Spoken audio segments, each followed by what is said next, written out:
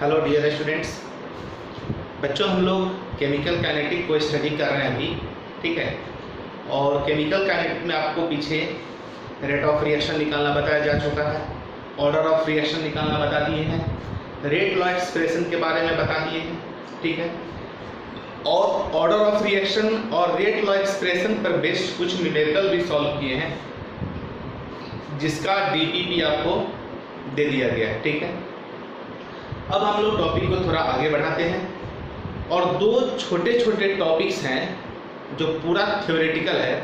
आपको पीछे बोर्ड पर दिख भी रहा होगा, लिखा हुआ कहानी टाइप है, छोटा सा टॉपिक है, चर्चा किया है हमारे बुक्स में, इसलिए इस टॉपिक को हम यहाँ पर सबसे पहले खत्म कर देते हैं, ठीक है। इसके बाद जो फिर हम टॉपिक स्टार्ट करेंगे, इस वीडियो के बाद दो टॉपिक पढ़ेंगे, एक तो मैकेनिज्म ऑफ रिएक्शन और एक molecularity of reaction. Molecularity of reaction, order of reaction हम लोग पढ़ चुके हैं पीछे, वो इम्पोर्टेंट टॉपिक था हमारा ऑर्डर ऑफ रिएक्शन। अभी जो हम पढ़ेंगे मैकेनिज्म ऑफ रिएक्शन और मॉलिक्यूलरिटी ऑफ रिएक्शन, ये दो छोटे छोटे टॉपिक्स हैं जो थ्योरेटिकल पार्ट है, बुक्स में दिया हुआ है, तो उसे हम लोग को पढ़ लेना है। इसके बाद जो मैं पढ़ाऊंगा आगे, ऑर्डर ऑफ रिएक्शन निकालने का इंटीग्रेटेड रेट मेथड। चूंकि अभी तक हम लोग जो पीछे रेट ऑफ रिएक्शन निकाले हैं वो डिफरेंशियल फॉर्म में dS/dt के फॉर्म में, ठीक है। आगे जो हम लोग पढ़ेंगे वो इंटीग्रल फॉर्म में होगा, ठीक है, यानी इंटीग्रेटेड रेट इक्वेशन हम लोग आगे पढ़ेंगे। लेकिन वहाँ तक पहुँचने से पहले छोटे छोटे दो टॉपिक हैं, मैकेनिज्म ऑफ रिएक्शन और मॉलिक्यूलरिटी ऑफ रिएक्शन, जो कहानी टाइप है, आपको सुनना है और बोर्ड पर मैंने लिख रखा है, इसका स्क्रीनशॉट लेकर के आपको नोट कर लेना है कॉपी में। जो भी मैंने लिखा है इस सबको मैं एक्सप्लेन कर दूंगा, ठीक है, और आपको नोट करके कॉपी में उसे अच्छे ढंग से पढ़ लेना है। इस सब का बहुत ज़्यादा काम आपको नहीं पड़ेगा, बस केवल कहानी टाइप है, बुक में है, इसको स्टडी कर लेना है। न्यूमेरिकली इन सब टॉपिक का बहुत आगे का नहीं पड़ेगा, थ्योरेटिकल पार्ट है हमारे इस चैप्टर का, उसको स्टडी करते हैं, ठीक है। चलिए, अभी मैंने लिखा यहाँ पर mechanism of reaction. Mechanism of reaction, तो मैकेनिज्म जो हम लोग ऑर्गेनिक में पढ़ते हैं तो वहाँ तो पूरा डिटेल डिस्क्रिप्शन हम लोग मैकेनिज्म ही पढ़ लेते हैं, सारे रिएक्शन का मैकेनिज्म वहाँ डिटेल स्टडी करते हैं, ठीक है। लेकिन एक्चुअली मैकेनिज्म का मतलब क्या होता है, केवल हमें यहाँ पर मैकेनिज्म टर्म समझना है, इतना ही दिया है हमारे बुक्स में, ठीक है। और उस मैकेनिज्म का किस प्रकार से यहाँ अप्लाई करना है हमें, उसके बारे में थोड़ा सा समझना है। एक्चुअली मैकेनिज्म का मॉलिक्यूलरिटी में क्या काम करेगा, ठीक है। फिर इस पर बेस्ड एक दो क्वेश्चन हम सिंप्लीफाइड तरीके से कर लेंगे, समझ में हमें आ जाएगा। देखो, तो एक्चुअली मैकेनिज्म का मतलब क्या होता है कि कोई भी एक रिएक्शन है, कॉम्प्लेक्स रिएक्शन है, ठीक है। रिएक्शन होता है दो टाइप का, एलिमेंट्री रिएक्शन और कॉम्प्लेक्स रिएक्शन। एलिमेंट्री रिएक्शन हम लोग वैसे रिएक्शन को बोलते हैं जो सिंगल स्टेप में, एक ही स्टेप में प्रोडक्ट में कन्वर्ट हो जाता है, यानी रिएक्टेंट लिए एक स्टेप में वो रिएक्टेंट जो है प्रोडक्ट में कन्वर्ट हो गया, उसे बोलते हैं हम लोग एलिमेंट्री रिएक्शन, ठीक है। और एक होता है कॉम्प्लेक्स रिएक्शन। तो कॉम्प्लेक्स रिएक्शन किसको बोलते हैं, जो मल्टी स्टेप्स होते हैं। मल्टी स्टेप्स यानी कुछ लेंगे रिएक्टेंट, उससे पहले ये बनेगा, फिर ये कंज्यूम होगा तो कुछ बनेगा, फिर वो कंज्यूम होगा तो कुछ बनेगा। यानी कुछ रिएक्शंस ऐसे हैं जो दो या दो से अधिक स्टेप्स में कंप्लीट होते हैं और फाइनली प्रोडक्ट बनाते हैं, उसको हम लोग बोलते हैं कॉम्प्लेक्स रिएक्शन, ठीक है। बात समझ में आ गई। तो किसी भी कॉम्प्लेक्स रिएक्शन का step by step detail description, कोई रिएक्शन है, अगर वो रिएक्शन 3 स्टेप में कंप्लीट होता है तो हर एक स्टेप उसका एलिमेंट्री रिएक्शन कहलाता है। तीनों का सम अप कर देते हैं तो वो कॉम्प्लेक्स रिएक्शन कहलाता है, ठीक है।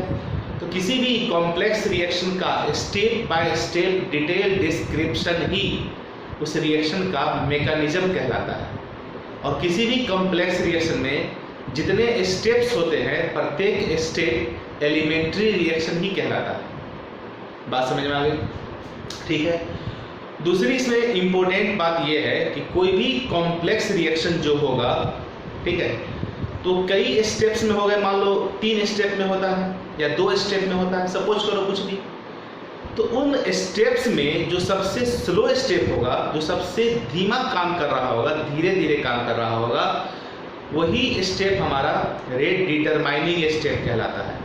रेट डिटरमाइनिंग स्टेप कहने का मतलब हुआ कि मान लो किसी कॉम्प्लेक्स रिएक्शन का हमें रेट फाइंड करना है कि इस रिएक्शन का रेट क्या है, तो उस रिएक्शन का मैकेनिज्म समझेंगे। उस मैकेनिज्म में जो सबसे स्लोएस्ट स्टेप होगा, स्लोएस्ट स्टेप ही रेट डिटरमाइनिंग स्टेप कहलाता है। यानी जो सबसे स्लो वर्क कर रहा हुआ स्टेप, उसी स्टेप पर हमारा फाइनल प्रोडक्ट डिपेंड करता है। इसको हमने आपको पिछले वीडियो में शायद एक एग्जांपल से समझा रखा है कि सपोज करो कि हम लोग किसी साइकिल फैक्ट्री में काम करते हैं, ठीक है, याद आ रहा है एग्जांपल आप लोगों को। साइकिल फैक्ट्री में काम करते हैं तो कई सारे वर्कर्स के ग्रुप बने हुए हैं, ठीक है।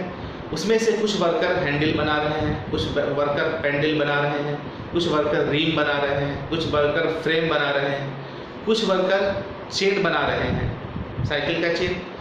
अब शाम में पूछेंगे कि बताओ साइकिल कितना बनकर तैयार होगा, तो मान लो कि पैडल 500 बन गया, हैंडल 1000 बन गया, रिम 2000 बन गया, फ्रेम 5000 बन गया और चेन दिन भर में 300 ही बना, ठीक है। तो सोचो कि शाम में पूछेंगे साइकिल जो है फाइनली कितना बना, तो रिम, हैंडल, पैडल, फ्रेम कितना बना उससे नहीं मतलब है। चेन चूंकि सबसे कम बना था 300 ही, इसलिए फाइनली शाम में साइकिल जो कंस्ट्रक्ट होगा, असेंबल किया जाएगा, तो 300 ही फाइनल साइकिल बन के तैयार होगा। तो बाकी जो कंपनी में वर्कर थे कितना हैंडल पैडल बना लिए उससे कोई फर्क नहीं पड़ता है। सबसे धीमा काम कौन किया, जो चेन बना रहा था।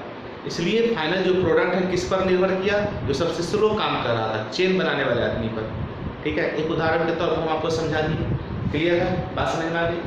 तो किसी भी कॉम्प्लेक्स रिएक्शन में जो सबसे स्लोएस्ट स्टेप होगा वही रेट डिटरमाइनिंग स्टेप होता है, ठीक है। और उस रिएक्शन का जो सबसे स्लोएस्ट स्टेप होता है, ठीक है, उसका जो मॉलिक्यूलरिटी होगा, जो हम अभी पढ़ेंगे, वही उस ओवरऑल रिएक्शन का ऑर्डर ऑफ रिएक्शन भी होता है। जनरली बहुत सारे केस में ऐसा देखा गया है कि किसी भी कॉम्प्लेक्स रिएक्शन का जो सबसे स्लोएस्ट स्टेप होगा, स्लोएस्ट स्टेप का जो मॉलिक्यूलरिटी होता है, वही ओवरऑल रिएक्शन का ऑर्डर भी होता है। हम इन सारी बातों को सुनेंगे केवल अच्छे ढंग से और ध्यान में रखना है। यहाँ सारी बात मैंने लिख रखी है, आपको पढ़ना है, सुनना है केवल, ठीक है। और इसको हम एक्सपेरिमेंटली आगे डिराइव भी करेंगे, फार्मूला भी तैयार करेंगे, क्वेश्चन भी देखेंगे कुछ। तो यहाँ लिखा है a series of step reactions और elementary reactions proposed to account for the overall reaction is called a mechanism of reaction। कोई एक कॉम्प्लेक्स रिएक्शन है, एक बड़ा सा रिएक्शन है, ठीक है, उसको हम ओवरऑल रिएक्शन भी कहेंगे। और ओवरऑल रिएक्शन का जो कई सारा डिफरेंट स्टेप्स होगा, जिसको हम एलिमेंट्री रिएक्शन भी बोल सकते हैं या स्टेप रिएक्शन बोलेंगे। तो इसको शॉर्ट में कह सकते हैं कि किसी भी कॉम्प्लेक्स या ओवरऑल रिएक्शन को अगर हम लोग स्टेप बाय स्टेप लिखते हैं, step by step detail description करते हैं, प्रत्येक स्टेप को हम एलिमेंट्री रिएक्शन ही कहेंगे। तो किसी कॉम्प्लेक्स रिएक्शन को अगर हम लोग एलिमेंट्री रिएक्शन में स्टेप बाय स्टेप लिख देते हैं, तो वो उस रिएक्शन का क्या कहलाता है, मैकेनिज्म। शॉर्ट में क्या कहेंगे, the detail description, step by step detail description of A reaction is called mechanism of reaction, ठीक है, बात समझ में आ रही है। अब दूसरा पॉइंट यहाँ पर समझो क्या लिखे हैं, the writing of step reactions, यानी किसी ओवरऑल या कॉम्प्लेक्स रिएक्शन का जो हम 2-3 स्टेप अगर लिखते हैं, 2 स्टेप या 3 स्टेप, तो कैसे लिखते हैं, कहाँ से लाते हैं, अपने से उसको कुछ मनगढ़ंत कहानी नहीं लिख लेना है, ठीक है। उसी के बारे में लिखे हैं, the writing of step reactions या writing of elementary reaction step by step is usually based upon experimental evidence. वो कोई मनगढ़ंत कहानी नहीं होती है, बात को समझो, देखो मैं बताता हूँ क्या हो। एक्चुअली जो मैकेनिज्म होता है ना, ठीक है, मैकेनिज्म जो है एक्चुअली साइंटिस्ट के दिमाग का उपज ही है। कोई रिएक्शन जो होता है कंप्लीट होगा स्टेप्स में, तो बीकर में या लेबोरेटरी में किसी ट्यूब के अंदर कोई साइंटिस्ट तो बैठ के रिएक्शन को नहीं देखा होगा।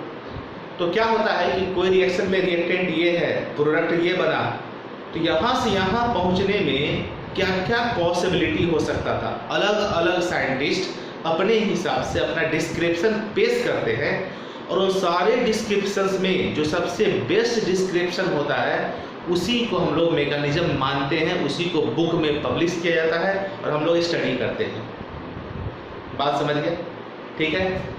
तो यहाँ पर ये समझिए कि कोई भी स्टेप्स जो होता है किसी भी रिएक्शन का, डिफरेंट स्टेप्स, एक्चुअली वो कई सारे ऐसे क्लू आपको उस रिएक्शन के दरमियान मिलेंगे जिस पर हम लोग को सोचना रहता है, एक्सपेरिमेंटली उस पर हम लोग को कहीं काम करना रहता है, समझ गए? उसके आधार पर फिर हम लोग रिएक्शन को लिखते हैं।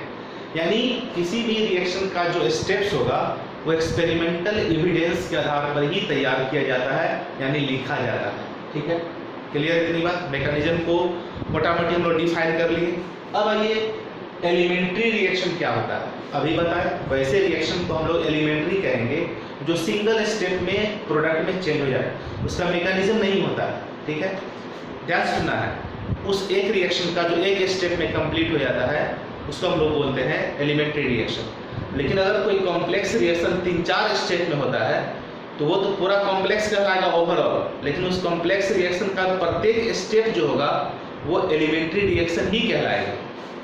ठीक है, तो यहाँ पर इसको मैंने डिफाइन कर दिया, those reactions which completes in single step, वैसे रिएक्शंस जो सिंगल स्टेप में कंप्लीट हो जाते हैं, and which have powers in rate law equal to stoichiometric coefficient of the reactant.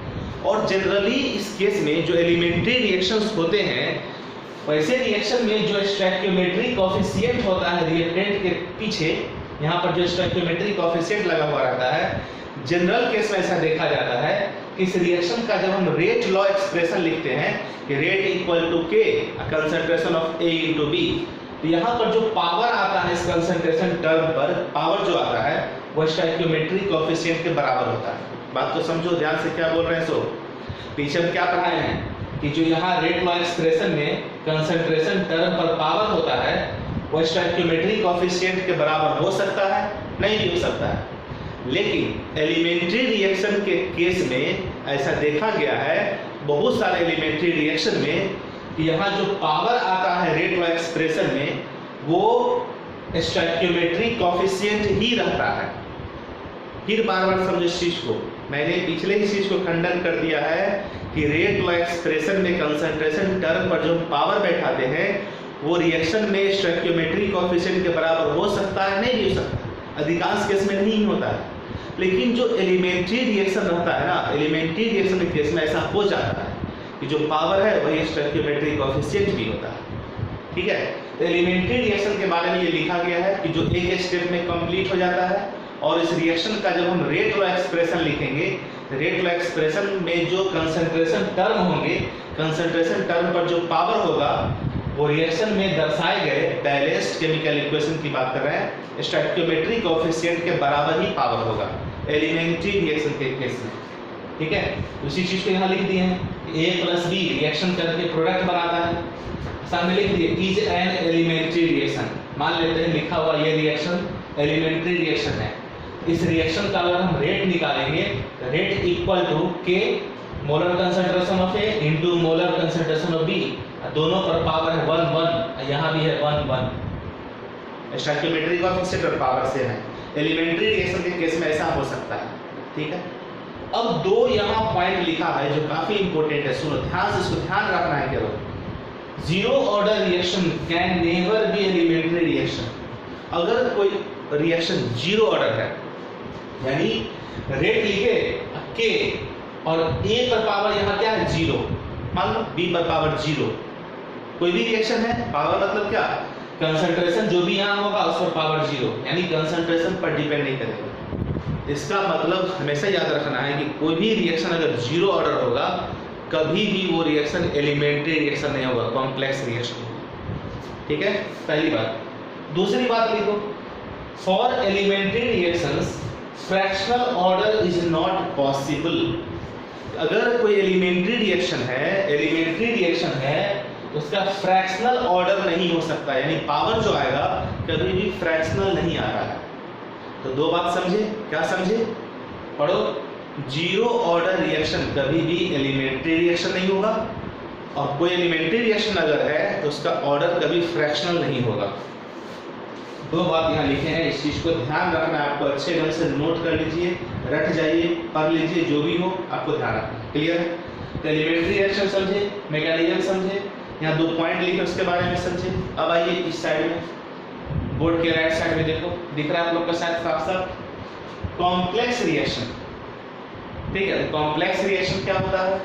Those reactions which complete in multi steps, वैसे reactions जो multi steps में complete होते हैं। मल्टी मींस यहाँ 2 और 2 से अधिक उस स्टेप्स में खत्म हो जाते हैं। ठीक है, for these reactions a mechanism is proposed. अगर कोई कॉम्प्लेक्स रिएक्शन है तो उस रिएक्शन का मैकेनिज्म संभव है, मैकेनिज्म प्रपोज करके हम लोग लिखते हैं, मैकेनिज्म उसका बता सकते हैं, बना सकते हैं। ठीक है, यानी जो भी कॉम्प्लेक्स रिएक्शन होगा उसका मैकेनिज्म संभव है, ऐसे समझो। दूसरा यहाँ बात लिखे हैं कि for complex reaction the rate of reaction is controlled by the slowest step. ठीक है, यानी इसका मतलब ये हुआ कि किसी भी कॉम्प्लेक्स रिएक्शन के लिए जो रेट ऑफ रिएक्शन होगा वो स्लोएस्ट स्टेप निर्धारित करेगा। बात को समझ रहे हैं यहाँ पर क्या बोल रहे हैं? सो कि किसी भी कॉम्प्लेक्स रिएक्शन में, मान लो साइकिल का फॉर्मेशन एक कॉम्प्लेक्स प्रोसेस है, तो उस साइकिल का जो प्रोडक्शन का रेट होगा, रेट ऑफ रिएक्शन होगा साइकिल के बनने का, कौन कंट्रोल करेगा उसको? जो सबसे स्लो काम किया है। अभी तो समझा रहे थे ना भी हम, कोई बात नहीं, यहाँ पर लिखा हुआ है कि कोई भी कॉम्प्लेक्स रिएक्शन होगा, उस रिएक्शन का जो रेट होगा, रिएक्शन का रेट कौन डिटरमाइन करेगा? सबसे स्लोएस्ट स्टेप होगा वो।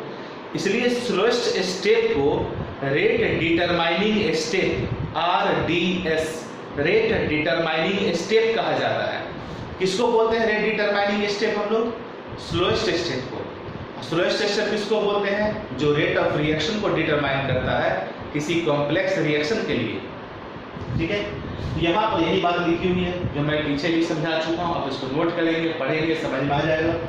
अब यहाँ देखो 2 पॉइंट और भी लिखा हुआ है, इसको ध्यान से समझना है क्या लिखे हैं। In rate law expression, rate law expression समझते हैं? Rate equal to K concentration of reactant, और उस कंसंट्रेशन टर्म पर कुछ पावर होते हैं जो स्टोइकियोमेट्री कोएफिशिएंट के बराबर हो सकता है, नहीं भी हो सकता। इस एक्सप्रेशन को हम लोग रेट लॉ एक्सप्रेशन कहते हैं। अगर किसी रिएक्शन का रेट लॉ एक्सप्रेशन लिखते हैं तो यहाँ वही चीज लिखा हुआ है, in rate law expression rate of reaction depends on concentration of reactants of slowest step which must be free from intermediate. ये क्या मुसीबत है भाई? अच्छे ढंग से उसको समझो कि जो रेट लॉ एक्सप्रेशन हम लोग लिखते हैं इस प्रकार से, rate law expression, rate law expression में जो रेट ऑफ रिएक्शन होता है, रेट जो हम निकालते हैं, वो कंसंट्रेशन टर्म जो यहाँ बैठाते हैं हम लोग, कंसंट्रेशन टर्म, रिएक्टेंट का जो कंसंट्रेशन टर्म यहाँ बैठाते हैं, वो कौन सा होता है? कौन सा कंसंट्रेशन टर्म बैठाएंगे? स्लोएस्ट स्टेट में जो रिएक्टेंट होगा ना, जैसे मान लो कि रिएक्शन प्रोसीड हुआ, इससे कुछ ये बना, मान लो, फिर ये यहाँ कंज्यूम हुआ, इससे कुछ बना, तो सेकेंड स्टेप मान लेते हैं किसी रिएक्शन का स्लो स्टेप है। मान लो कि कोई रिएक्शन 3 स्टेप में है, उसका सेकेंड स्टेप जो होगा वो आपका स्लो स्टेप है। क्लियर है? तो सेकेंड स्टेप में जो कुछ ना कुछ तो रिएक्टेंट होगा जो पहला स्टेप के लिए प्रोडक्ट होगा या जो भी हो, तो स्लो स्टेप में जो रिएक्टेंट हम लिखते हैं बाईं तरफ, ठीक है, रेट लॉ एक्सप्रेशन में, रेट लॉ एक्सप्रेशन में जो सबसे स्लोएस्ट स्टेप का रिएक्टेंट होगा, इस कंसंट्रेशन में उसी रिएक्टेंट को बैठाना है जो स्लोएस्ट स्टेप में जो रिएक्टेंट इन्वॉल्व हो रहा है, इस एक्सप्रेशन में वही बैठाना है। ठीक है, बात समझ गए? यहाँ वही चीज लिखा हुआ है, in rate law expression rate of reaction depends on concentration of reactants of slowest step which must be free from intermediate. ठीक है, यानी वो स्लोएस्ट स्टेप जो होगा वो इंटरमीडिएट से फ्री होना चाहिए, जो रिएक्टेंट है वो इंटरमीडिएट से फ्री होना चाहिए।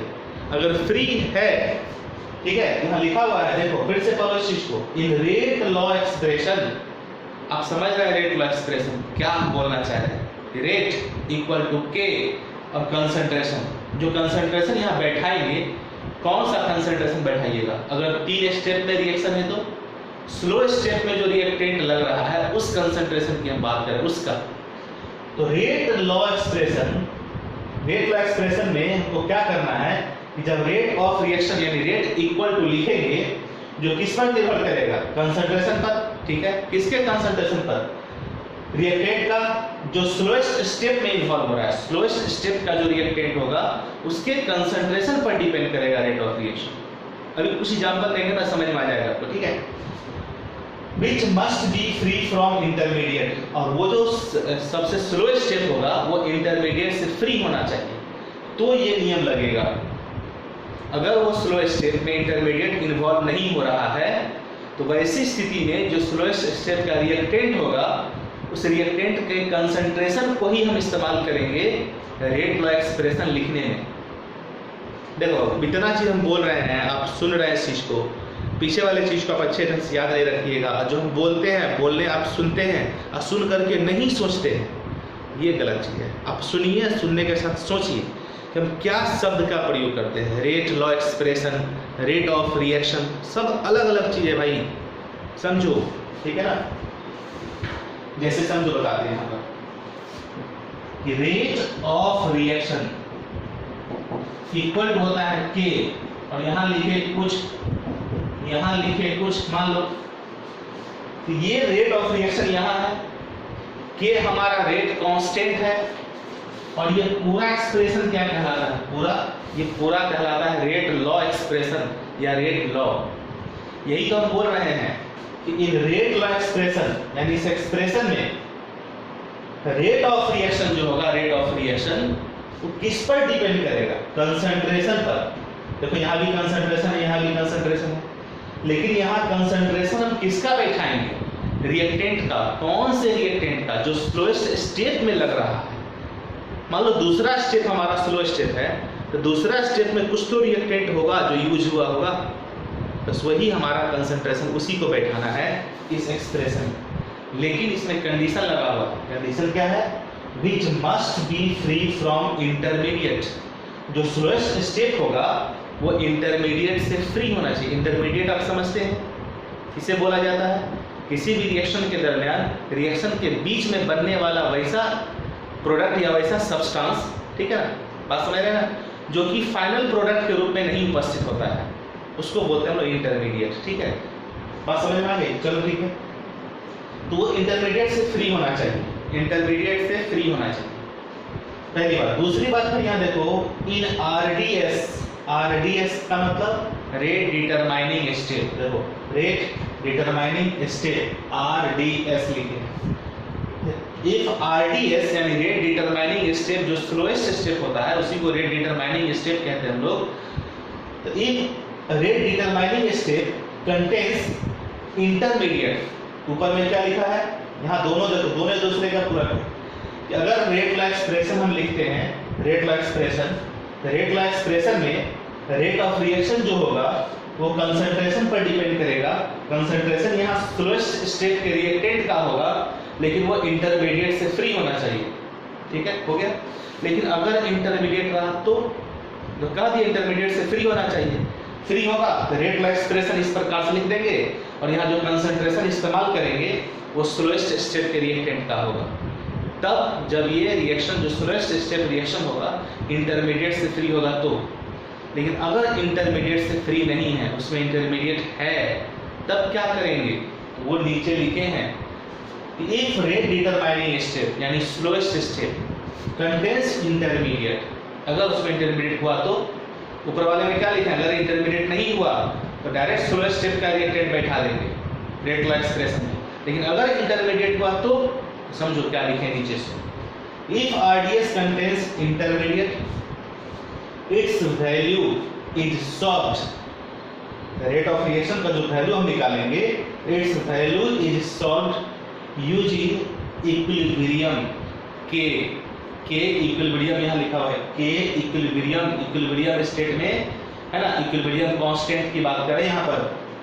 It's value is solved using equilibrium constant of the first step, ठीक है। अगर इंटरमीडिएट यूज्ड होता है तो वैसी स्थिति में हम लोग रेट ऑफ रिएक्शन जो निकालेंगे, ठीक है, रेट ऑफ रिएक्शन, तो वैसी स्थिति में क्या करेंगे हम लोग, के की जगह पर क्या करेंगे, इक्विलिब्रियम कांस्टेंट का इस्तेमाल करेंगे यहाँ पर। इक्विलिब्रियम कांस्टेंट फास्ट स्टेट के लिए, यानी जो कई सारे स्टेप्स थे उसमें जो सबसे फास्ट स्टेप होंगे, जो रिवर्सिबल नेचर का हो सकता है, रिवर्सिबल नेचर का होता है, उसी रिवर्सिबल वाले का जो रिएक्टेंट होगा उसी का हम इस्तेमाल करेंगे। फिर नहीं समझे बात को, फिर से समझो। इफ RDS कंटेन्स इंटरमीडिएट, अगर मान लो रेट डिटरमाइनिंग स्टेट में इंटरमीडिएट है, तो वैसी स्थिति में जब हम रेट लॉ एक्सप्रेशन लिखेंगे, रेट ऑफ रिएक्शन निकालेंगे, रेट ऑफ रिएक्शन लिखेंगे, तो उस स्थिति में हमें यहाँ पर स्लो स्टेप वाला कंसंट्रेशन नहीं बैठाना है। तो कौन सा कंसंट्रेशन बैठाना है भाई? जो फास्ट रिवर्सिबल फास्ट रिएक्शन होगा उसमें जो रिएक्टेंट इस्तेमाल होता है उसके कंसंट्रेशन को वहां बैठाना रहता है। बात तो समझ गए क्या बोले सो? कि अगर रेट लॉ एक्सप्रेशन लिखते हैं तो वैसी स्थिति में रेट ऑफ रिएक्शन जो होगा, स्लोएस्ट स्टेट का जो कंसंट्रेशन होगा, स्लोएस्ट स्टेट का कंसंट्रेशन उस पर डिपेंड करेगा, बशर्ते ये जो यहाँ स्लोएस्ट स्टेट का रिएक्टेंट होगा उससे स्लोएस्ट स्टेट में इंटरमीडिएट नहीं आना चाहिए। लेकिन अगर स्लोएस्ट स्टेट में इंटरमीडिएट होता है तो वैसी स्थिति में रेट ऑफ रिएक्शन जब हम लिखेंगे तो स्लोएस्ट स्टेप की बात नहीं होगी, जो फास्ट स्टेप होगा, ठीक है, फास्ट स्टेप उस पर डिपेंड करेगा हमारा रेट ऑफ रिएक्शन। क्लियर है? वही लिखे इफ RDS कंटेन्स इंटरमीडिएट, अगर रेट डिटरमाइनिंग स्टेट जो सबसे स्लो स्टेप होता है अगर उसमें इंटरमीडिएट होता है तो वैसी स्थिति में इट्स वैल्यू मतलब रेट ऑफ रिएक्शन, ठीक है, या रेट लॉ एक्सप्रेशन में लिखते हैं तो इट्स वैल्यू इज सॉल्व्ड, इसका वैल्यू हम सॉल्व करते हैं रेट ऑफ रिएक्शन का। कैसे? Using equilibrium constant of the fast step, using equilibrium constant of the fast step assumed as reversible. इस फास्ट स्टेप को हम लोग रिवर्सिबल एज्यूम करते हैं, एज्यूम्ड एज रिवर्सिबल। क्लियर है? इतनी बात समझ में आ गई आपको? चलो इस पूरे का आप स्क्रीनशॉट ले लीजिए, पेन और कॉपी लेकर बैठिए, सबको पढ़ने के साथ साथ उसी समय नोट करके लिखते जाइए, और नोट्स लिखने के बाद फिर उसको एक बार अच्छे ढंग से पढ़ लीजिए। ये सब बहुत बड़ा मतलब कहिए इतने बड़े टॉपिक्स नहीं हैं जो इससे हमारा न्यूमेरिकल सॉल्व हो, ऐसा कुछ भी नहीं है, ठीक है। बस एक कहानी टाइप का है जो पढ़ना है, जो सारा एक्सपेरिमेंटल चीज़ है ना, इंडस्ट्रियल चीज़ है, इसमें बहुत सारी बातें इंडस्ट्री में होती है जो हम लोग नहीं जानते हैं। तो इंडस्ट्री में जो रिसर्च होते हैं, एक्सपेरिमेंट होते हैं, ठीक है, उस सब के आधार पर जो थ्योरी तैयार होकर के आता है हम लोग उसी थ्योरी को स्टडी करते हैं और उसको मान लेते हैं, ठीक है, एज्यूम करते हैं। बहुत जगहों पर हम लोग फैक्ट समझ के पढ़ना पड़ता है, कैसा होता है, फैक्ट है ये। तो इसका तो कोई प्रमाण मेरे पास नहीं, हम तो लेबोरेटरी करेंगे या फिर इंडस्ट्री में जाएंगे तब तो प्रमाण मिलेगा। तो प्रमाणित है ये ऑलरेडी, हमको इनकी बातों को मानना है, ये सुनना है, समझना है, कहानी टाइप ये टॉपिक सब है। चलो आगे बढ़ते हैं, इसको नोट करो। इस चीज़ जो यहाँ लिखे ना, इस चीज़ को उसको हम एक एग्जाम्पल से समझते हैं, ठीक है। हम इधर भी मिटाते हैं, इसको रहने देते हैं, और इस चीज़ को हम एग्जाम्पल से समझने की कोशिश करेंगे। आप पहले एक स्क्रीनशॉट ले लो पूरा का। बच्चों अब समझो, यहाँ पर एक एग्जाम्पल मैंने यहाँ पर लिखा है, ठीक है। यहाँ जो स्टार लगाए ना, स्टार लगाए हैं इस पॉइंट में, इस पॉइंट का ही ये एग्जाम्पल है। इसके बाद फिर एक एग्जाम्पल और देंगे जो इस पॉइंट के लिए होगा। तो दोनों एग्जाम्पल जो दोनों पॉइंट यह कहना चाहता है वो इस एग्जाम्पल से हम समझ लेंगे, ठीक है। तो सबसे पहले यहाँ जो लिखे हैं उसके एग्जाम्पल को समझते हैं, ठीक है। क्या लिखा हुआ यहाँ पर? इन रेट लॉ एक्सप्रेशन, ये जो रेट लॉ एक्सप्रेशन है आपका, ये अभी इधर नहीं देखना है, वहां समझो। In rate law expression rate of reaction, rate law expression rate of reaction depends on concentration of reactant.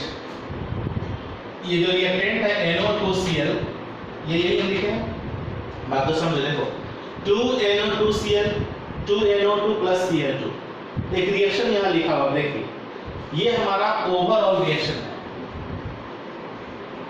Overall reaction है। एक्चुअली इसको हम लोग कॉम्प्लेक्स रिएक्शन भी बोल सकते हैं, क्योंकि एक्चुअली ये रिएक्शन दो स्टेप में यहाँ पर कंप्लीट हो रहा है, स्टेप 1 स्टेप 2। अभी समझेंगे, देखो 2NO2Cl से 2NO2 प्लस Cl2 बना, ठीक है।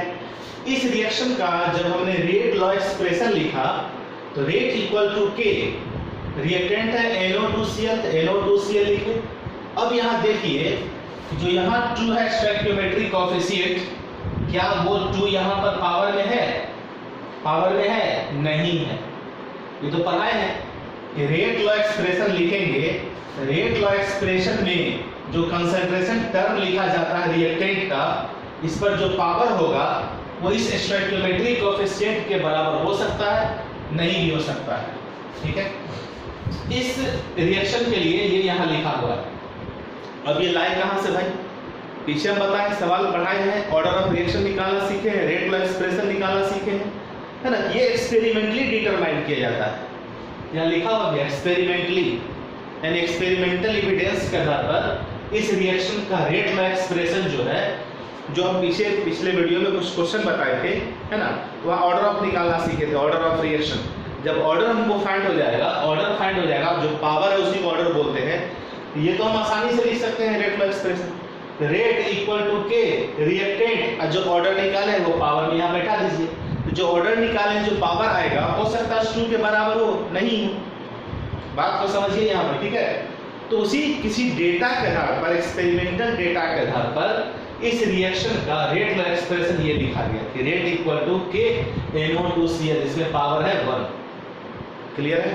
एक्सपेरिमेंटली एविडेंस के आधार पर हमने रेट लॉ एक्सप्रेशन इस तरह लिख दिया। अब आइए नीचे इस रिएक्शन का मैकेनिज्म तोड़ते हैं, मैकेनिज्म से फिर निकालने की कोशिश करते हैं। मैकेनिज्म लिखेंगे, मैकेनिज्म में जो स्लो स्टेप आएगा उससे फिर रेट लॉ एक्सप्रेशन निकालेंगे और चेक करेंगे दोनों एक जैसा आता है या नहीं आएगा। देखो, the mechanism of reaction is, इस रिएक्शन का मैकेनिज्म समझो। Mechanism means step by step detail description. ये रिएक्शन 2 स्टेप में कंप्लीट होता है, ठीक है। क्या है वो स्टेप समझो। स्टेप 1, और एक मजे की बात और समझो कि जो भी रिएक्शन 2 स्टेप में होते हैं ना, उसमें से मोस्ट ऑफ द रिएक्शन में जो पहला स्टेप होता है वो स्लो स्टेप होता है, और सेकेंड स्टेप जो होता है वो फास्ट स्टेप होता है। पूछिए जनरली ऐसा क्यों होता है भाई? इसलिए होता है कि जो रिएक्शन हम स्टार्ट करवाएंगे, जो रिएक्टेंट हम लेते हैं वो तो स्टेबल रिएक्टेंट होता है, उसको हम कोई और चीज़ बनाना चाहते हैं। तो सीधी सी बात है, जब किसी स्टेबल रिएक्टेंट को आप आगे कहीं दूसरे जगह ले जाना चाहिएगा रिएक्शन करा करके, तो स्टेबल रिएक्टेंट तो रिएक्शन करना नहीं चाहेगा, ठीक है।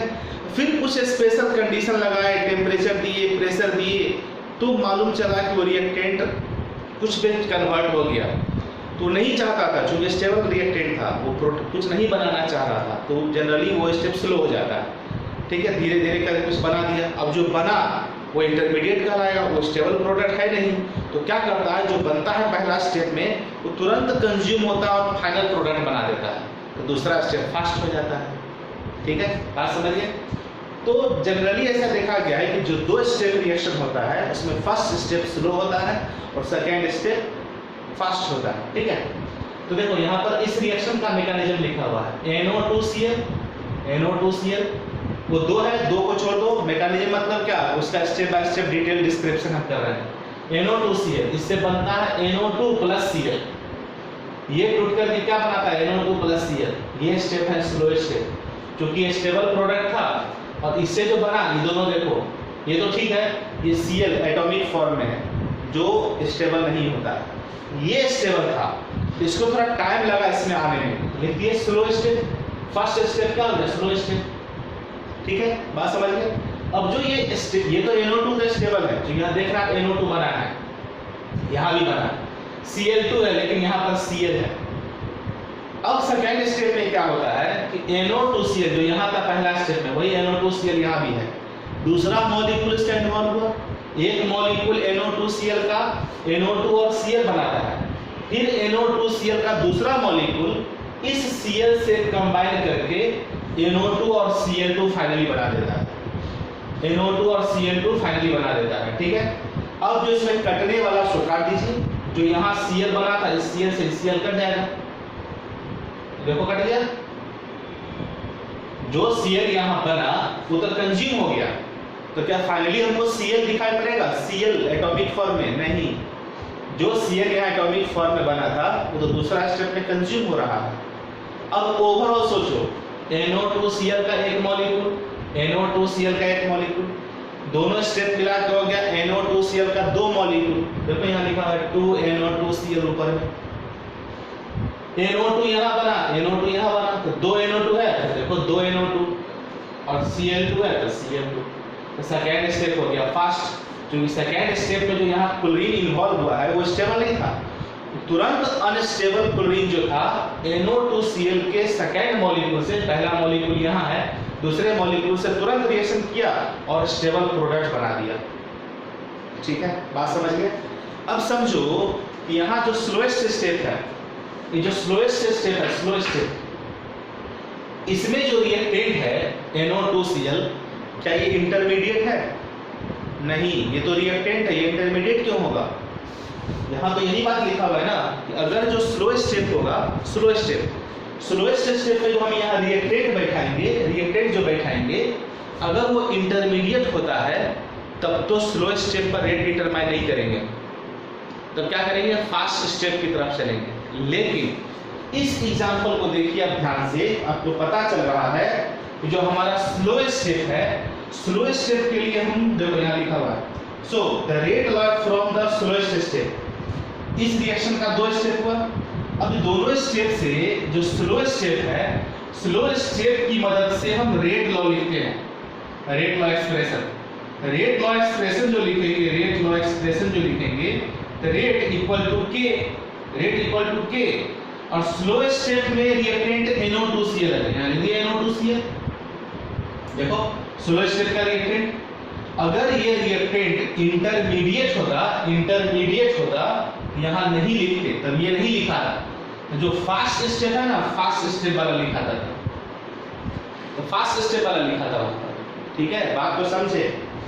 तो स्लो स्टेप में जो यहाँ पर लिखाएगा, स्लो स्टेप का जो हम रेट लॉ एक्सप्रेशन लिखेंगे, रेट इक्वल टू क्या? रिएक्टेंट का कंसंट्रेशन। तो रिएक्टेंट यहाँ पर इंटरमीडिएट नहीं है, ये तो हमारा रिएक्टेंट था। क्लियर है? बात समझ में आ गई? अब एक चीज चेक करो, यहाँ जो लिखा हुआ है वही चीज तो यहाँ भी लिखा हुआ है, वही चीज तो यहाँ भी है। ये रिएक्शन था किसी एक्सपेरिमेंटल डेटा, गिवन डेटा के आधार पर, जो क्वेश्चन में दिया जाता है, पीछे हमने बनाया है, उसके आधार पर रेट का एक्सप्रेशन ये आया। एक्सपेरिमेंटल एविडेंस के आधार पर जो डेटा दिया था उसके आधार पर हमने ये निकाला।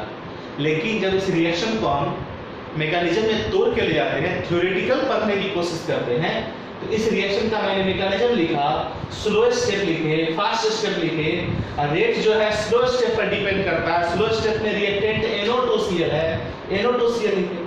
तो मैकेनिज्म के आधार पर जब हम रेट लॉ एक्सप्रेशन लिखते हैं, तो जो एक्सप्रेशन आता है वही एक्सप्रेशन हमारा यहाँ एक्सपेरिमेंटल डेटा के आधार पर भी आता है, दोनों तो एक ही है। ठीक है, समझ में आ गया? यही चीज नीचे लिखा हुआ है कि in this way the predicted rate law derived from two-step mechanism agree with the experimental rate law। मतलब ये हुआ कि हम जो यहाँ मैकेनिज्म, किसी रिएक्शन का मैकेनिज्म लिखे, अब मैकेनिज्म के आधार पर जो हम रेट लॉ एक्सप्रेशन लिखे, वो रेट लॉ एक्सप्रेशन जो है एक्सपेरिमेंटल डेटा के आधार पर जो रेट लॉ एक्सप्रेशन लिखाता है, दोनों एक ही आया है, दोनों सेम है। यही चीज यहाँ लिखे हैं। ठीक है, समझ में आ गया बात? क्या लिखें? सो कि मैकेनिज्म जो है, मैकेनिज्म के अनुसार जो रेट लॉ एक्सप्रेशन लिखते हैं हम लोग, वो एक्सपेरिमेंटली जो रेट लॉ एक्सप्रेशन लिखा जाता है उसको एग्री कर रहा है, दोनों एक ही जैसा आता है, एक ही आता है। ठीक है, यहाँ तक समझ गए? ये मैंने इस स्टार वाले जो पॉइंट्स लिखे हैं उसको एग्जाम्पल से समझाया। अब हम इसको ज्यादा समझते हैं, नीचे वाले पॉइंट। ठीक है, आइए देखते हैं।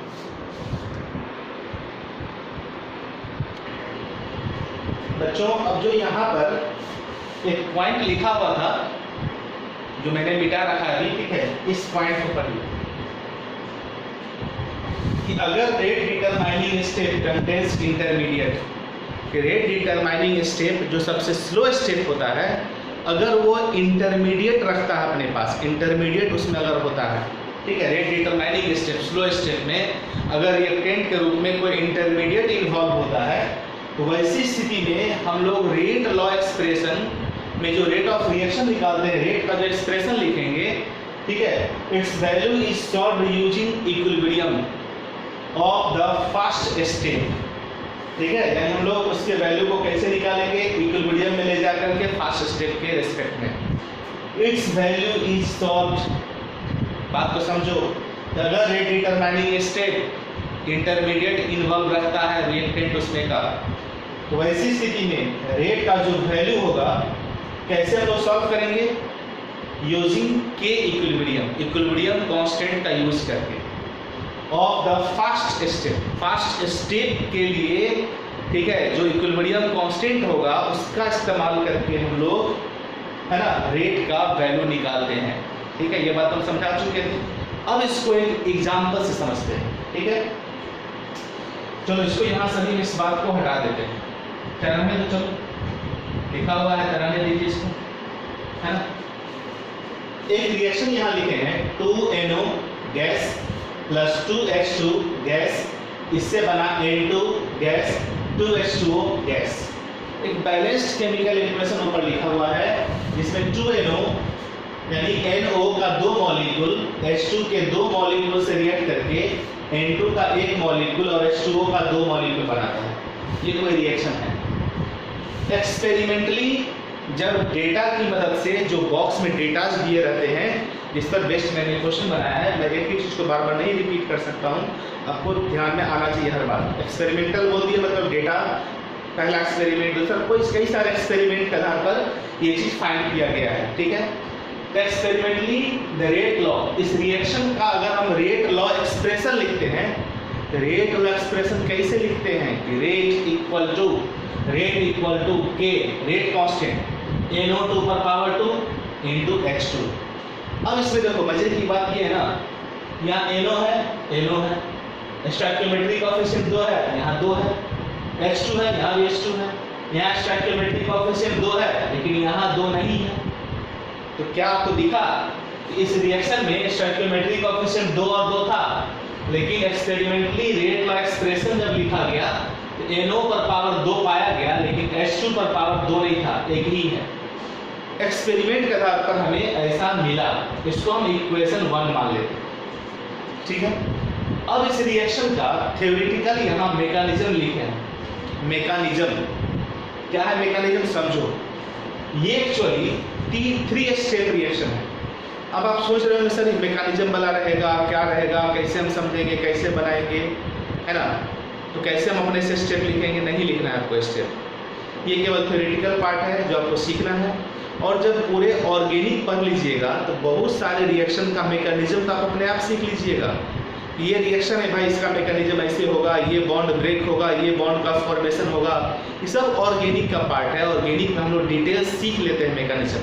यहाँ कुछ एग्जाम्पल देके हम उसको समझाने की कोशिश कर रहे हैं। ठीक है, समझो इस रिएक्शन का ये मैकेनिज्म है। 3 स्टेप रिएक्शन है ये रिएक्शन 3 स्टेप में कंप्लीट हुआ है। ठीक है, स्टेप 1, स्टेप 2, स्टेप 3। अब स्टेप 1 में देखो क्या हुआ है सर, NO रिएक्टेंट जो वहां लिखा हुआ है वही रिएक्टेंट यहाँ है, 2 मॉलिक्यूल्स का, यहाँ भी 2 मॉलिक्यूल है, यानी जो रिएक्टेंट यहाँ लिया गया था जितना भी, वो सब का सब यहाँ पर कंज्यूम हो रहा है। ठीक है, तो 2NO ये बनाया N2O2 जो फास्ट रिएक्शन है, और ये रिएक्शन होता है रिवर्सिबल। ये रिएक्शन क्या होता है, रिवर्सिबल। तो इस रिएक्टेंट का इधर आना फॉरवर्ड रिएक्शन कहलाएगा, इसका इधर जाना बैकवर्ड रिएक्शन कहलाएगा। तो फॉरवर्ड रिएक्शन का जो रेट होता है उसको हम KF से लिखते हैं और बैकवर्ड रिएक्शन के रेट को KB से लिखते हैं। ये ऐसा हम लोग इक्विलिब्रियम चैप्टर में पढ़ चुके हैं। ये एक फास्ट रिएक्शन है। ठीक है, कहाँ से लाए फास्ट भाई, जाइए लेबोरेटरी में करके देखिए फास्ट होता है कि नहीं होता। 2 ही उपाय आपके पास है, या तो मानेंगे फैक्ट समझ के, या जाके लैब में या इंडस्ट्री में प्रैक्टिकल करेंगे। क्या करना है वो आप सोचिए। ठीक है, या तो ज़्यादा प्रमाण चाहिए तो लेबोरेटरी में जाकर प्रमाण लीजिए, नहीं है तो ऑलरेडी ये प्रमाणित है, बुक में लिखा हुआ है, तो सब एक्सपेरिमेंट करके ही लिखा हुआ है। हमको समझना है, थ्योरेटिकली पढ़ना है तो पढ़िए, समझा रहे हैं। ये रिएक्शन फास्ट है। ठीक है, ये एक्सपेरिमेंटल मतलब रिएक्शन है, रिसर्च करके लिखा हुआ रहता है, सब लोग पढ़े हैं, जाने हैं, ये फास्ट रिएक्शन है। देखो अब स्टेप 2 में क्या हुआ, फर्स्ट स्टेप से जो बना था N2O2 वो यहाँ कंज्यूम हो गया। ठीक है, N2O2 लिखा हुआ है सेकेंड स्टेप में, N2O2 के साथ H2 लिखा हुआ। भाई H2 कहाँ से आया? रिएक्टेंट में H2 भी तो था। जो 2 NO था, NO, वो तो हमारा पहले स्टेप में खत्म हो गया। पहला स्टेप के कंप्लीशन के बाद ये इंटरमीडिएट बना हुआ N2O2। जो N2O2 सेकेंड स्टेप में कंज्यूम हो रहा है, वो N2O2 H2 के एक मॉलिक्यूल से कंबाइन करके N2O और H2O बनाता है। N2O और H2O। Second step slow step है, सेकेंड स्टेप स्लो स्टेप है। ठीक है, N2O और H2O बना। अब समझो N2O, क्या यहाँ प्रोडक्ट में N2O है? N2O है? नहीं है। H2O है? यस, H2O है। ये तो हमारा फाइनल प्रोडक्ट है। क्या ये हमारा प्रोडक्ट है? नहीं है, यानी ये भी हमारा इंटरमीडिएट कहलाएगा। तो स्लो स्टेप में दो इंटरमीडिएट हो गया, यहाँ भी है, यहाँ भी है। लेकिन जब हम रेट लॉ एक्सप्रेशन लिखते हैं तो K इक्वल टू, यहाँ रिएक्टेंट लिखा जाता है, रिएक्टेंट, स्लो स्टेप का रिएक्टेंट लिखा जाता है। तो प्रोडक्ट से हमको कोई लेना देना नहीं है स्लो स्टेप के प्रोडक्ट से। रिएक्टेंट जो N2O2 है, क्या ये इंटरमीडिएट है? बिल्कुल। अगर स्लो स्टेप पर हम निर्भर करेंगे, स्लो स्टेप पर डिपेंड करेंगे, तो स्लो स्टेप पर जो हम रेट लॉ एक्सप्रेशन लिखेंगे उसमें तो हमको रिएक्टेंट का इस्तेमाल करना है। ये रिएक्टेंट इंटरमीडिएट है, यही तो मना कर रहा है। अगर इंटरमीडिएट होगा तो कौन सा दिमाग लगाएंगे? अगर इंटरमीडिएट नहीं रहता तो इसके पीछे वाला जो एग्जाम्पल बताए थे उस नियम से आता। लेकिन यहाँ पर समझो ये जो N2O2 है, जो स्लो स्टेप में इन्वॉल्व हुआ है, यहाँ पर ये इंटरमीडिएट है जो ये बनाया N2O। अब फिर क्या हुआ थर्ड स्टेप में? वो देखो, ये फाइनल स्टेप तो है नहीं, ये फाइनल तो प्रोडक्ट है नहीं हमारा। ये N2O क्या करता है? H2 का तो 2 मॉलिक्यूल यहाँ ओवरऑल है, सेकेंड स्टेप में एक ही H2 इस्तेमाल हुआ था। एक H2 से ये N2O फिर कंबाइन करके N2 और H2O बना देता है, N2 और H2O बना देता है। ठीक है, अब आइए ओवरऑल रिएक्शन। ओवरऑल रिएक्शन यहाँ लिखा हुआ है, जो दोनों तरफ उसको काट सकते हैं। काटना मतलब क्या? ये बना फिर कंज्यूम हो गया, इससे ये बना ये भी कंज्यूम हो गया, ये सब का काम खत्म। तो ये हमारा रिएक्टेंट के तौर पर बचेगा ना, प्रोडक्ट के रूप में बनेगा। क्योंकि NO से ये बना, ये कंज्यूम हो गया, इससे ये बना फिर ये कंज्यूम हो गया, तो बचा क्या? 2NO, 2NO, H2 मिला के 2H2, N2 H2 मिला के 2H2। यही रिएक्शन तो यहाँ लिखा हुआ है। यानी इस रिएक्शन का ये मैकेनिज्म है, इस मैकेनिज्म का ये ओवरऑल रिएक्शन है कि पहला स्टेप में N2O2 बना जो फास्ट है, सेकेंड स्टेप में ये N2O2 फिर H2 के एक मॉलिक्यूल से कंबाइन करके ये बना दिया, सेकेंड स्टेप में फिर ये बना, ये भी इंटरमीडिएट है, फिर ये कंज्यूम हो जाएगा, H2 के दूसरे मॉलिक्यूल से कंबाइन करके फाइनल प्रोडक्ट N2 और H2O बना दिया। ठीक है, अब इस मैकेनिज्म में ये है हमारा स्लो स्टेप, ये स्टेप हमारा स्लो स्टेप है, दूसरा स्टेप हमारा स्लो स्टेप है। ठीक है, अब आइए यहाँ पर कि अगर हम rate law from slow step, ये जो हम लिखे हैं रेट लॉ, इस एक्सपेरिमेंटल डेटा जो हमको अवेलेबल रहता है, डेटा के आधार पर ये निकाल के लिखा गया है, ये अलग चीज है। इस रिएक्शन का मैंने मैकेनिज्म लिखा, तो मैकेनिज्म लिखने के बाद ये कहा गया है कि हम रेट लॉ का एक्सप्रेशन अगर लिखेंगे, रेट लॉ का एक्सप्रेशन लिखेंगे, ये रेट लॉ का एक्सप्रेशन स्लो स्टेप पर डिपेंड करेगा। रेट लॉ का एक्सप्रेशन स्लो स्टेप पर डिपेंड करेगा। ठीक है, तो इस मैकेनिज्म से जो रेट लॉ एक्सप्रेशन लिखाएगा किस पर डिपेंड करेगा? स्लो स्टेप पर। ये यहां मैंने लिखा the rate law from slow step. Slow step की मदद से हम रेट लॉ का एक्सप्रेशन लिखते हैं। रेट इक्वल टू के, स्लो स्टेप में रिएक्टेंट कौन है? N2O2 H2, यानी तो N2O2 और H2 लिख दिए। बात समझ रहे हैं? यहाँ पर स्लो स्टेप में जो रिएक्टेंट इन्वॉल्व होगा उसी रिएक्टेंट को यहाँ कंसंट्रेशन बॉक्स में लिखेंगे स्क्वायर ब्रैकेट में। तो N2O2 है तो N2O2, H2 है तो H2। अब एक चीज मजे की बात समझो, क्या इक्वेशन 2 और इक्वेशन 1 सेम है? नहीं, क्योंकि पीछे वाले में देखिएगा सेम आ गया था, पीछे वाले एग्जाम्पल में। क्यों? क्योंकि वहां स्लो स्टेप में जो रिएक्टेंट इस्तेमाल हुआ था वो हमारा इंटरमीडिएट नहीं था, इसलिए स्लो स्टेप अगर इंटरमीडिएट नहीं है वही हमारा रेट लॉ एक्सप्रेशन कहला देता है। लेकिन अगर स्लो स्टेप में इंटरमीडिएट है तो ये हमारा रेट लॉ एक्सप्रेशन इसके इक्वल नहीं आएगा।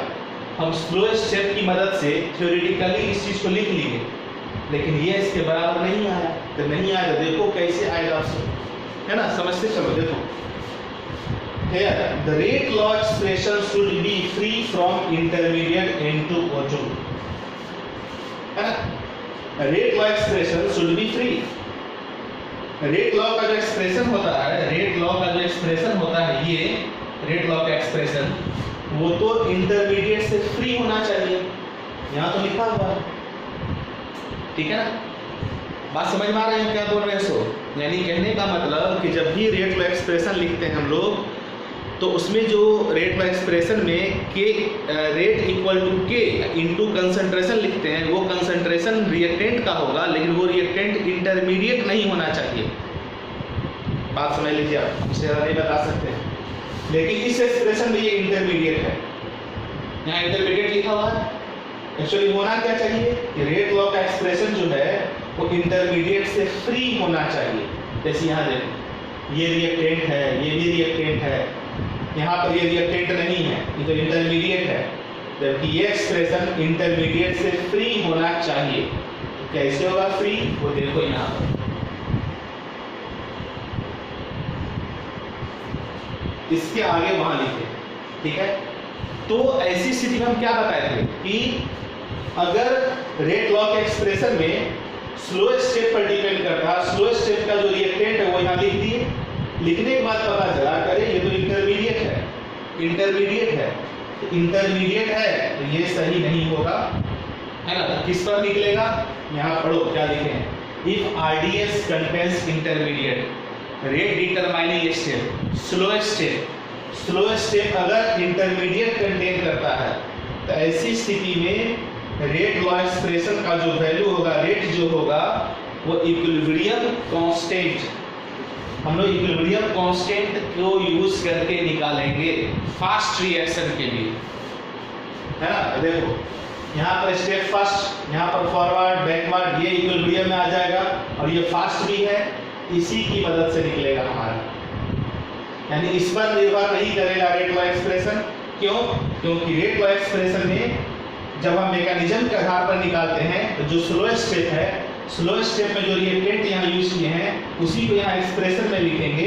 लिखने के बाद पता चला इसमें से एक रिएक्टेंट इंटरमीडिएट स्लो स्टेप का जो नहीं होना चाहिए था, तो ऐसी स्थिति में इस पर हमारा रेट निर्भर नहीं करेगा, किस पर निर्भर करेगा, फास्ट स्टेप पर, इस पर निर्भर करेगा, ठीक है। तो देखो यहाँ पर from fast reversible step, from fast reversible step, fast तो नीचे वाला भी है लेकिन नीचे वाला रिवर्सिबल नहीं है, रिवर्सिबल हमारा ये है, फास्ट रिवर्सिबल स्टेप यहाँ लिखे हैं एज्यूम एज रिवर्सिबल, रिवर्सिबल वाला ही हमें एज्यूम करना है, रिवर्सिबल वाला ये है उसको ले लिए। अब समझो कि forward reaction, backward reaction, rate of forward reaction RF, इसको आरएफ लिख देते हैं, rate of forward reaction, rate of forward reaction forward के लिए, ठीक है। यहाँ rate of backward reaction, rate of backward reaction, यहाँ बैकवर्ड के लिए बी, फॉरवर्ड के लिए एफ लिख दिए। तो फॉरवर्ड रिएक्शन का जो रेट होगा इक्विलिब्रियम में क्या पढ़े थे, फॉरवर्ड के लिए केएफ, केएफ पेपर लिखा हुआ है, एनओ, यहाँ एनओ, यहाँ स्टोइकियोमेट्रिक कोएफिशिएंट 2, यहाँ लेंगे पावर 2। तो फॉरवर्ड रिएक्शन का रेट जो होगा केएफ एनओ पर पावर 2। अब बैकवर्ड रिएक्शन का रेट, यहाँ देखो बैकवर्ड रिएक्शन का रेट बी यानी आर बी इक्वल टू के बी और इसका कंसंट्रेशन, क्योंकि ये बैकवर्ड के लिए रिएक्टेंट हो जाएगा, बैकवर्ड के लिए रिएक्टेंट हो जाएगा, फॉरवर्ड के लिए रिएक्टेंट है, तो बैकवर्ड के लिए रेट निकालेंगे तो Kb into this, Kb into this. क्या यहाँ पर स्टोइकियोमेट्रिक कोएफिशिएंट है? नहीं है, यहाँ भी पावर कुछ नहीं देंगे, यहाँ स्टोइकियोमेट्रिक कोएफिशिएंट 2 था तो फॉरवर्ड के केस में यहाँ पावर 2 बैठा है। क्लियर है? इतनी बात समझ में आ गई। अब हम जानते हैं कि एट इक्विलिब्रियम फॉरवर्ड रिएक्शन का रेट बैकवर्ड रिएक्शन के रेट के बराबर होता है। यानी RF जो होगा RB के बराबर, RF RB के बराबर। R मींस यहाँ पर रेट, पूरे लिख देते हैं। चलो देखो, रेट F जो होगा वो इक्वल होगा रेट बैकवर्ड के इक्विलिब्रियम स्टेट में। Rate of forward reaction equal to rate of backward reaction. Forward यानी ये जो होगा इसके बराबर हो जाएगा। तो Kf NO पर power 2 equal to Kb N2O2। Clear है? अब यहाँ से N2O2 निकाल लिया, N2O2 को निकाल लेते, चूंकि इंटरमीडिएट है इसको हमको हटाना है, यहाँ से इंटरमीडिएट को हटाना है। तो N2O2 अगर हम निकालते हैं यहाँ से तो Kb नीचे चलाएगा, मैथमेटिकली सोचो। तो Kf बाई Kb NO पर पावर 2, NO पर पावर 2। तो N2O2 यहाँ से निकाले तो Kf Kb नीचे, तो Kf बाई Kb NO पर पावर 2। दिख रहा है आप लोगों को? सुन रहे हैं? And rate law expression becomes, देखो ये जो हमारा है rate law expression, rate equal to K N2O2 into H2, N2O2 H2। इसी N2O2 के जगह पर हम ये बैठा देंगे।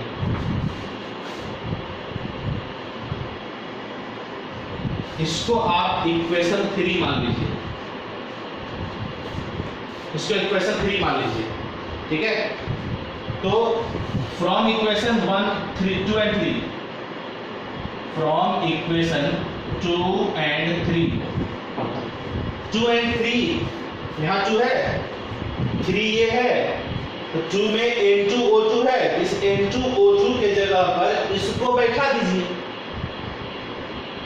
समझ रहे हैं बात को क्या बोल रहे हैं? फ्रॉम इक्वेशन 2 एंड 3, इक्वेशन 2 यहाँ है, इक्वेशन 3 यहाँ है। इक्वेशन 2 में यहाँ देखो K N2O2 है, N2O2 का यहाँ आपने एक्सप्रेशन निकाला है, rate equal to K N2O2 into H2, ये वाला ये लिखा हुआ। यही चीज हम यहाँ ले गए, देखो यहाँ पर यही चीज आपका यहाँ चला गया है। बात को समझ रहे हैं? एरो लगा दिए हैं। रेट इक्वल टू के, rate equal to K N2O2 into H2, N2O2 into H2। अब N2O2 का ये जो लिखे हैं इसको यहाँ बैठा दीजिए। ठीक है? तो देखो यहाँ बैठा दिए हैं, क्या आ गया सोचो? हटा दे इसको थोड़ी देर के लिए। चलो नीचे मिटाते हैं। देखो जगह का मैं थोड़ा फ्रेशली बड़े बड़े करके लिख देता हूँ उसको।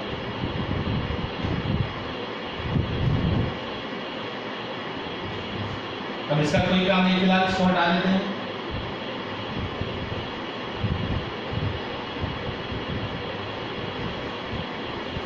चलो तो बैठाओ अब यहाँ पर इस चीज को।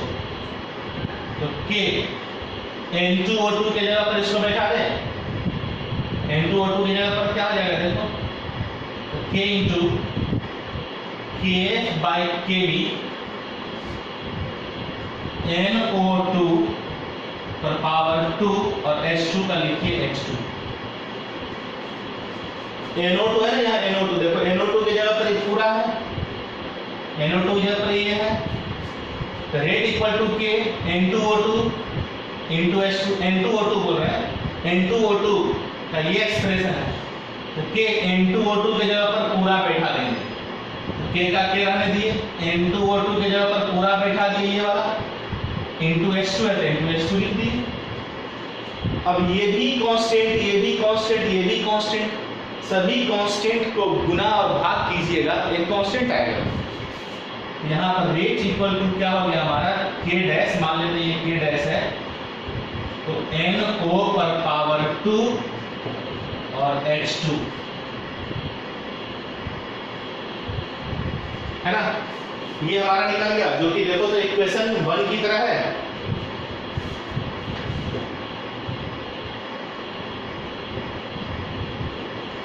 Same as equation 1। इसका मतलब हुआ कि derived rate law expression derived rate law equal है एक्सपेरिमेंटल रेट लॉ के, एक्सपेरिमेंटल रेट लॉ एक्सप्रेशन के। ये हमारा हो गया डिराइव्ड, जो मैंने इस मैकेनिज्म की मदद से बनाते हुए डिराइव करते हुए यहां तक पहुंचे। डिराइव्ड जो हमारा रेट लॉ का एक्सप्रेशन है, वही एक्सप्रेशन तो हमारा एक्सपेरिमेंटल का भी है। देखो यहाँ पर दोनों सेम है, ठीक है, समझ गए बात को। इसका मतलब ये निकला कि कोई भी रिएक्शन दिया हुआ है, उसका experimental rate law expression question में दिया हुआ है, यहाँ दिया हुआ है। अब इस रिएक्शन का मैकेनिज्म लिखे, तो मैकेनिज्म में ये फास्ट स्टेप जिसमें फॉरवर्ड बैकवर्ड दिख रहा है, ये स्लो स्टेप, ये फास्ट स्टेप, 3 स्टेप हो गया। अब समझो कि हमने क्या पढ़ा है कि rate law expression slow step पर डिपेंड करता है।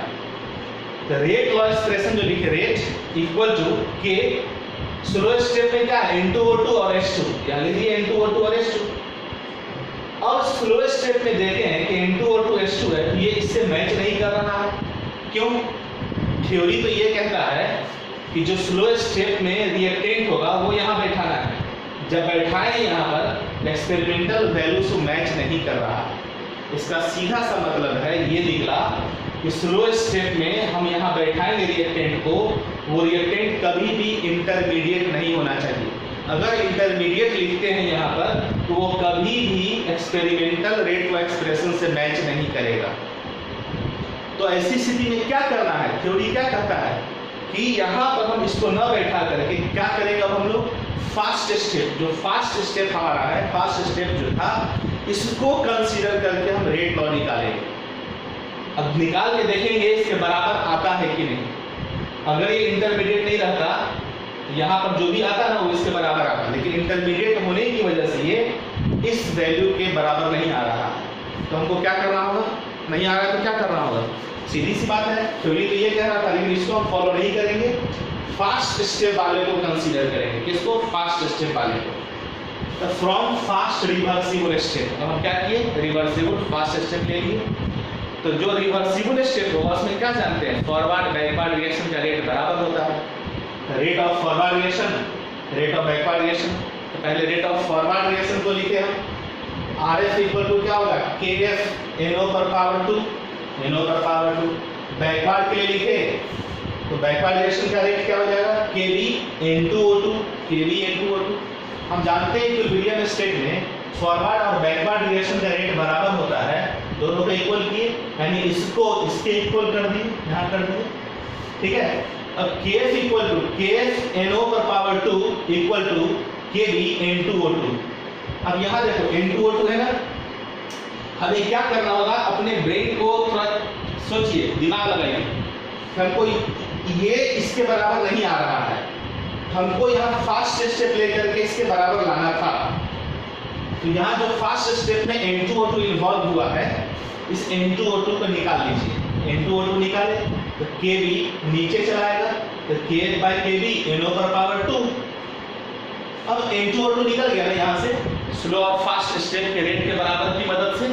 अब इस N2O2 का जो एक्सप्रेशन था यहाँ पर, ये जो आया है, ये इसको उठा के यहाँ डाल दीजिए, वही देखो यहाँ किए। एंड रेट लॉ बिकम्स, जो रेट लॉ यहाँ पर क्या है, rate equal to K N2O2 H2, N2O2 H2, N2O2 की जगह पर ये बैठा दिए, है ना, देखो इसको यहाँ बैठा दिए, N2O2 की जगह बाकी जैसे था वैसे लिख दिए। तो ये तीनों कांस्टेंट है, सॉल्व करेंगे कांस्टेंट आएगा, NO पर पावर 2, NO2, NO क्या है, यहाँ NO है, यहाँ लिखा गया गलती से, कभी कभी मिस्टेक कुछ लिखा जाता है, उससे कोई दिक्कत नहीं। NO है, NO पर पावर 2 H2। तो रेट इक्वल टू ये देखो, रेट इक्वल टू ये देखो, दोनों सेम एक्सप्रेशन है। इसका मतलब निकला कि मैकेनिज्म की मदद से जो हमने यहाँ पर रेट लॉ एक्सप्रेशन डिराइव किया है, वो एक्सपेरिमेंटल रेट लॉ एक्सप्रेशन के इक्वल आ रहा है, ठीक है। चलो अब इसको क्या करना है आपको, यहाँ पर ये खत्म हो गया हमारा मैकेनिज्म, थोड़ा सा डिटेल समझाए किस स्थिति में क्या करना है सो, ठीक है। जीरो ऑर्डर रिएक्शन कभी भी एलिमेंट्री रिएक्शन नहीं होगा, पीछे पढ़ा चुके हैं, समझ रहे बात को। और फ्रैक्शनल ऑर्डर अगर होता है किसी का तो वो एलिमेंट्री रिएक्शन नहीं होगा, यानी एलिमेंट्री रिएक्शन के लिए कभी भी ऑर्डर फ्रैक्शनल नहीं होगा, जब पीछे ऑलरेडी पढ़ चुके हैं, तो इस वीडियो को आप अच्छे ढंग से नहीं समझ में आई, दिक्कत हुई है तो एक बार फिर से पूरे को देखिए। मैं कई बार इस चीज़ को रिपीट कर चुका हूँ कि समटाइम्स ऐसा होता है कि जब शुरुआती में हम किसी चीज़ को पढ़ते हैं तो वहाँ पर समझ में नहीं आता है ना। तो हम लोग क्या करते हैं, वीडियो को रोक देते हैं, दूर नहीं पढ़ना है, नहीं समझ में आ रहा है, बड़ा टिपिकल चीज़ है यार। देखो जितना टिपिकल चीज़ तो हम समझा चुके हैं, पीछे सवाल भी बनाए हैं, वो सब इंटरेस्टिंग चीज़ है, वहीं से क्वेश्चन अराइज होता है। लेकिन ये सब तो चलो कहिए कि पूरे चैप्टर में थोड़ा सा से कहिए कि एडिशनल कुछ चीज़ दिया हुआ है, इसको हम लोग सिरदर्द ही थोड़े से देर के लिए मान लेते हैं कभी कभी, है ना, कि सब चीज़ का बहुत ज़्यादा यूजफुल नहीं है। लेकिन चलो केमिस्ट्री है, नॉलेज के लिए ज़रूरी है कि क्या होता है। तो समझने का दो उपाय है, या तो हम थ्योरेटिकली समझेंगे या एक्सपेरिमेंटल समझेंगे। जब ये चैप्टर हम स्टार्ट किए थे तो शुरू में ही बोल दिए थे कि ये चैप्टर का इंडस्ट्रियल बहुत बड़ा एप्लीकेशन है। अब इंडस्ट्रियल एप्लीकेशन है, इंडस्ट्री में रिसर्च होता है, प्रोसेस होता है, वहाँ हम देखने नहीं जाते हैं, लेकिन जो हो रहा है वहाँ तो रिटन में हो रहा है वो सब कुछ, मतलब जो हो रहा है लोग नोट करते हैं उस चीज़ को, वो यहाँ पर आकर हम थ्योरेटिकली पढ़ते हैं। ठीक है, समझ में आ गया। तो ये जो वैल्यू लिखते हैं एक्सपेरिमेंटल है, मैकेनिज्म के आधार पर हम यहाँ डिराइव किए तो ये उसके बराबर आ रहा है ना, समझ गए। चलो, तो आपकी ड्यूटी रही अब क्या करना है, इस वीडियो को अच्छे ढंग से एक बार फिर से देख लीजिएगा। समझ में मोस्टली आ जाना चाहिए, नहीं आए तो भी बहुत ज़्यादा परेशान होने की आवश्यकता नहीं है, वैसे कोशिश करिए समझने का। नेक्स्ट टॉपिक हम स्टार्ट करेंगे मॉलिक्यूलरिटी ऑफ रिएक्शन, जो छोटा सा एक टॉपिक है। ठीक है, ये भी छोटे सा ही टॉपिक है, पूरे देखिएगा तो इसमें समझने के लिए ही बहुत कुछ है। कंटेंट वाइज बहुत बड़ा ये टॉपिक नहीं था, हाँ बनाने में हमको बहुत टाइम लग जाता है, ये आप भी जानते हैं। फिर अच्छे ढंग से पढ़ाने के दरमियान क्या होता है कि हमको थोड़ा टाइम लग जाता है, छोटे छोटे टॉपिक भी हम बहुत इलोंगेट करके पढ़ाते हैं ताकि हर बच्चे को समझ में आ जाए। जो सबसे स्लो लर्नर है उसके लिए भी हम काम करना चाहते हैं, उसे भी हमें उम्मीद है कि वो भी समझना चाहिए। इतना डिटेल एक्सप्लेनेशन करने के बाद भी अगर वो बच्चे नहीं सीख पाते हैं तो फिर भगवान मालिक है। ठीक है, तो आप इसको नोट कीजिए अच्छे ढंग से। नेक्स्ट वीडियो में आपको क्या मिलेगा, मॉलिक्यूलरिटी ऑफ रिएक्शन।